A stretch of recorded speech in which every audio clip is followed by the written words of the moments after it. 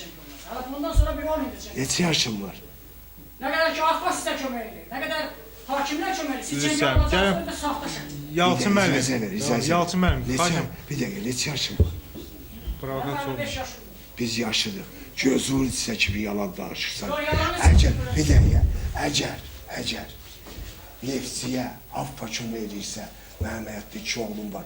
Onlar əlvına qoyur. Neftçiyə 2 ildir, 3 ildir, Səhv. hakimlər kömək edir. Səhv. Yalçın müəllim, xahiş Səhv. edirəm. Siz niyə bu etanasız qazanacaqsınız? Səhifin var. Sən çox səhv danışırsan. Bir dəqiqə icazə ver, qoy ondan qutaraq ondan sonra. Sən çox səhv danışırsan.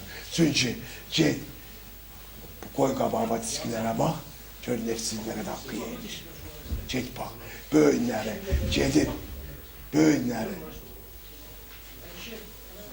böyünləri gedib, eşitirsən, yalanlıq formalizm üçün, kiminsə qabağında xal yığmaq üçün sual verməyə ehtiyac yoxdur.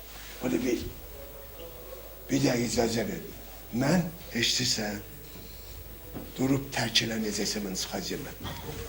Yalçın müəllim, xahiş edirəm. Xahiş edirəm, yəni uzaqlaşdırın. Bəlkə eləyəcək. Get, dava get işimlə məşğul ol. Get, 55 yaşında ağıllan. Bir dəqiqə, üzr istəyirəm. Onun gedişatında Böyük müəllimin 4-cü hakim